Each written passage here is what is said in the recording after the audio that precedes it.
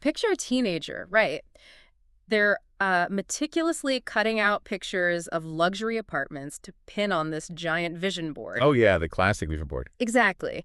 And they are fully convinced that just staring at these pictures will somehow make them real. Right. But then, on the flip side, picture a seasoned Wall Street trader quietly repeating daily affirmations in a mirror before the opening bell. Which happens way more often than you'd think. Oh, I mean, it's everywhere.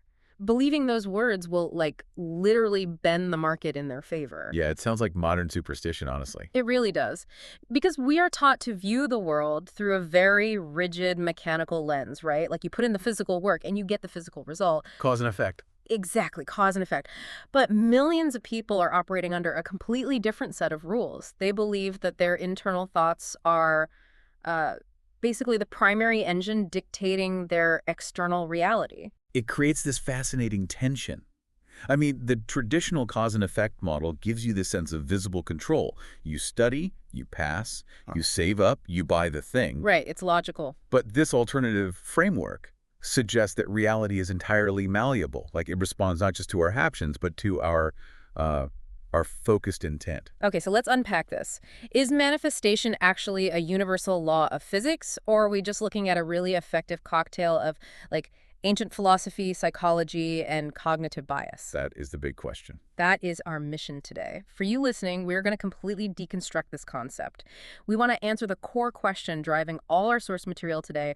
What exactly is the law of attraction, and how does it actually work? It's a huge topic. It's massive. And to figure this out, we've pulled from a really diverse stack of research. I mean, we've got everything from a dusty 1921 text on the New Thought movement to some pretty harsh critiques from psychology today. Plus, we have some really grounded modern stuff, too. Yeah, exactly. Insights from resilience coaches, a neurological breakdown from an American University of Beirut publication, and even some highly practical modern training articles from Thai news media. It's a great mix. And to truly grasp how this works, we kind of have to look past the modern social media aesthetic, Like the TikToks and the Instagram reels. Right, past the vision boards and the abundance mindset hashtags.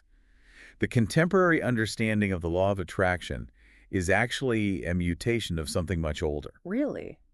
How old are we talking? We have to rewind to the American Northeast in the 1840s. Wow. Yeah, because the foundational architecture of this entire movement didn't start as a strategy for wealth or like career success. It actually began entirely as a medical treatment. Wait, really?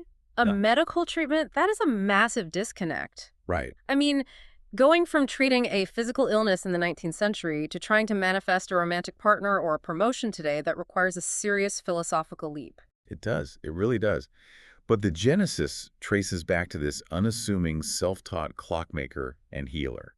His name was Phineas Quimby.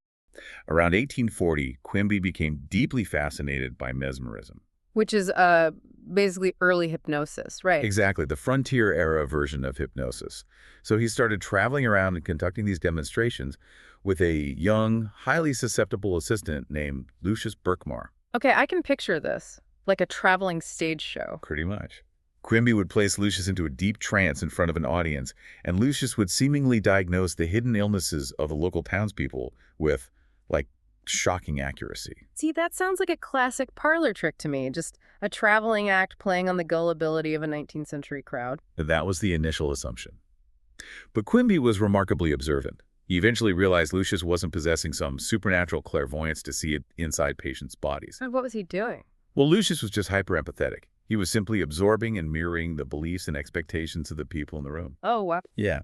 If a patient stepped up and the surrounding crowd firmly believed that man suffered from a failing heart, Lucius would absorb that collective belief and diagnose a failing heart. Okay, so the diagnosis had absolutely nothing to do with biological reality. It was purely a reflection of the room's psychological consensus. Exactly. Which triggered a massive epiphany for Quimby.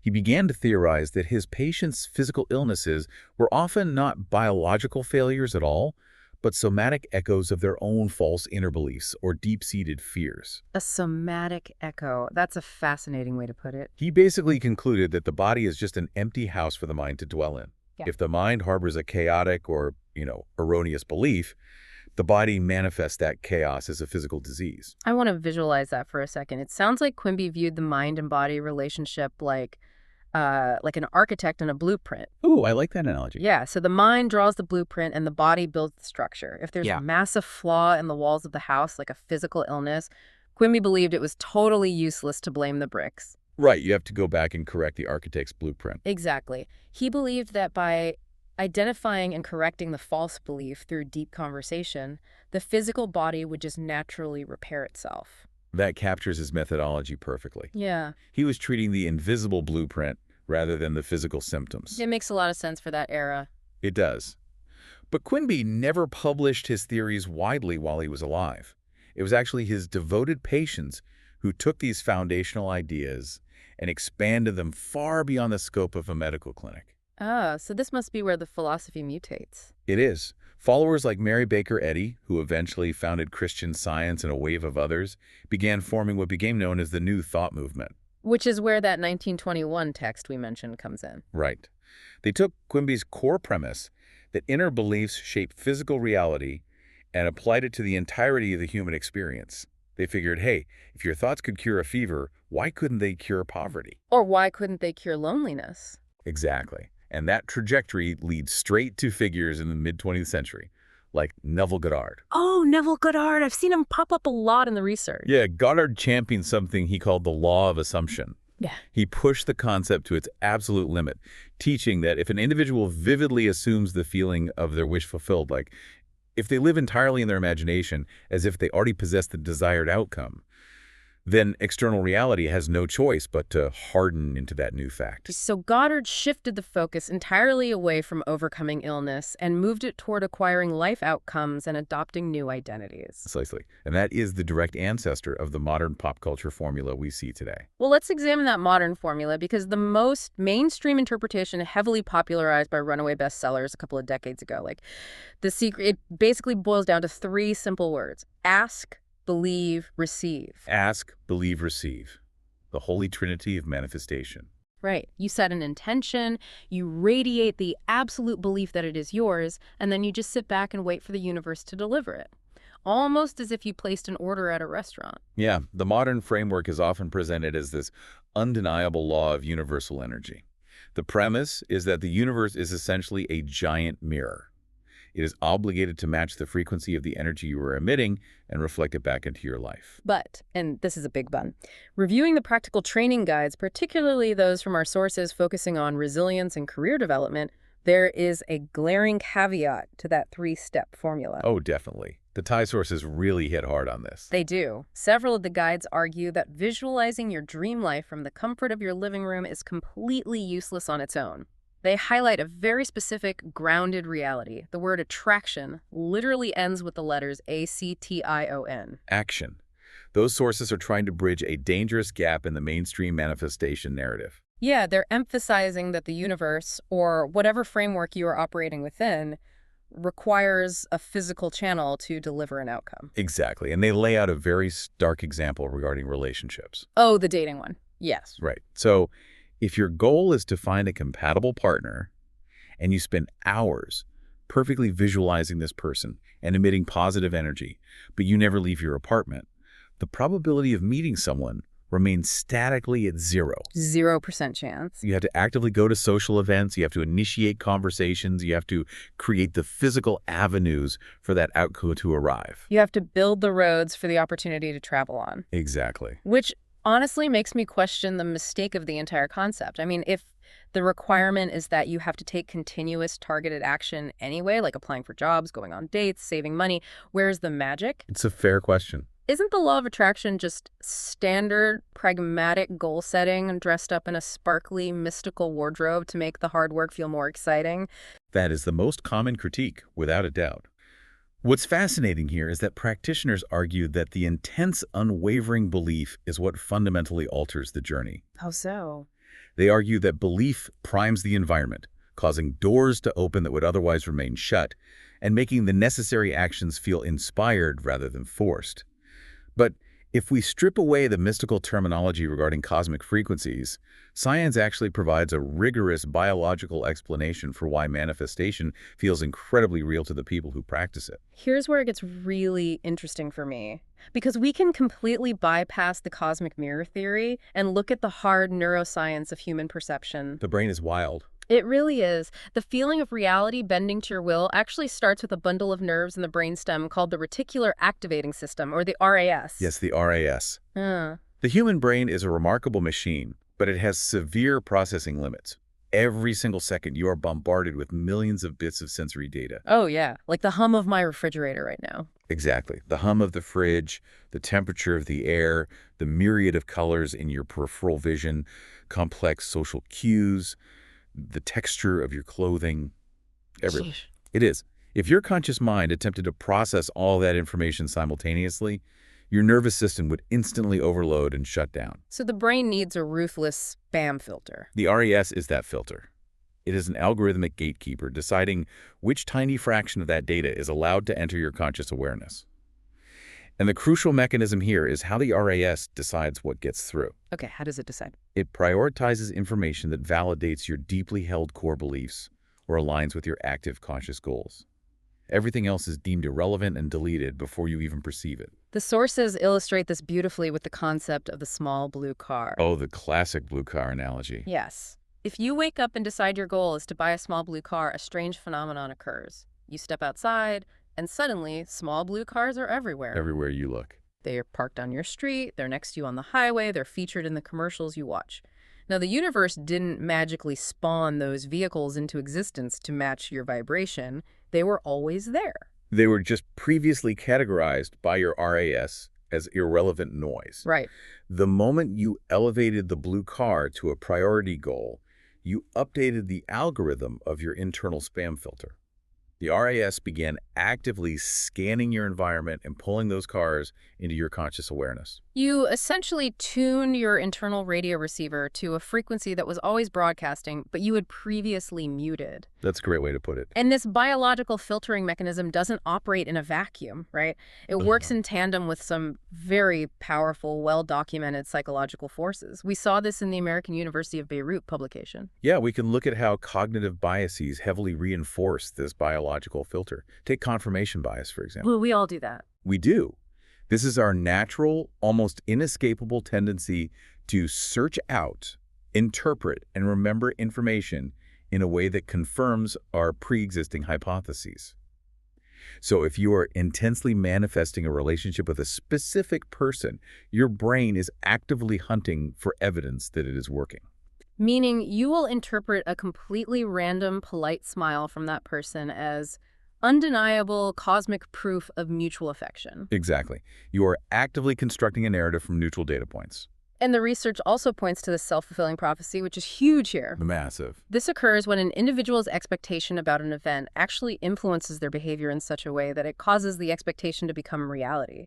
Like if your manifestation practice convinces you that you are naturally stepping into the identity of a successful entrepreneur, your daily behavior subtly shifts to align with that new identity. Right. You naturally start waking up earlier. You begin networking with more confidence. You take calculated risks. You aren't vibrating at a higher dimension. Your identity is simply driving your behavior, which in turn drives the outcome. And that aligns perfectly with Dr. Carol Dweck's extensive research on the growth mindset. Oh, I love her work. It's brilliant.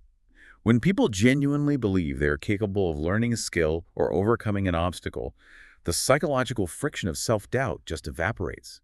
They don't waste cognitive energy worrying about failure, which frees up their entire working memory to focus on finding a solution. So the belief itself becomes a functional tool. Exactly. One of the scientific breakdowns we reviewed summarized this dynamic with a phrase that sounds dense but is incredibly revealing. The classic pop culture slogan is, energy flows where attention goes. Right, very catchy. But the neurological reality from the article is that manifestation ameliorates where neural circuits duplicate. It's a mouthful. It is a mouthful. Let's break down what that actually means for the listener. So that phrase is a direct reference to neuroplasticity and Hebb's law. Which states that neurons that fire together wire together. Exactly.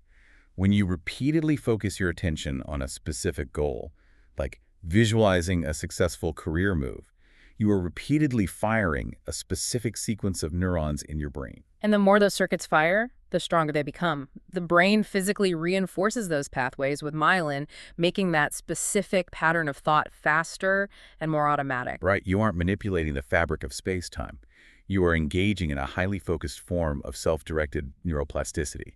You are physically rewiring the architecture of your brain to recognize and seize opportunities that align with your stated goals. Which it completely explains why this framework is undeniably effective for so many high-performing people.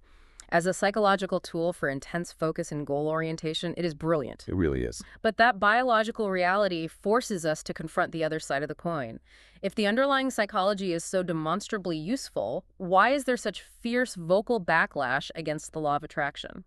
That's where things get a bit dark. Yeah, we dug into a fairly harsh critique published in mainstream psychology literature, specifically Psychology Today, that takes serious issue with the movement. The primary friction arises when proponents attempt to legitimize the philosophy by co-opting the language of quantum mechanics and physics. Right, the pseudoscience. The critique specifically highlights the frequent claim that human thoughts are literal units of energy vibrating at frequencies anywhere from 40,000 to 700 trillion hertz. I mean, those numbers sound incredibly authoritative and scientific. They're designed to end an argument before it starts. They are, until you consult a neurologist. The biological reality is that human brainwaves operate at an incredibly slow frequency, typically ranging between 1 and 100 hertz. Wow, 1 to 100, compared to 700 trillion. Yeah, the massive numbers thrown around in manifestation seminars are entirely fabricated. Furthermore, the foundational premise of the law of attraction is that like attracts like. If you emit positive energy, you attract positive events. But if we look at actual physics, particularly electromagnetism, the exact opposite is true. Right. Two positive magnetic poles will violently repel each other.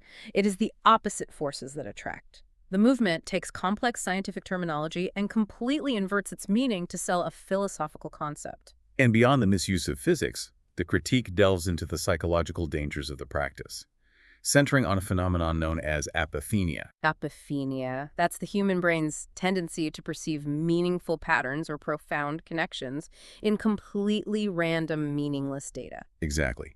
So, if you perform a manifestation ritual for wealth, and the next day you find a quarter on the sidewalk, your primed RAS and your apophenia will combine to tell you the universe is signaling its compliance. Which, I mean, finding a quarter is harmless. Sure. But this cognitive error becomes incredibly dangerous when the philosophy is applied universally. And that brings us to the dark, logical extreme of the movement. If the core tenet is that your thoughts are 100% responsible for attracting literally everything into your life, that inherently creates a framework of absolute toxic accountability. It leaves no room for nuance. None at all.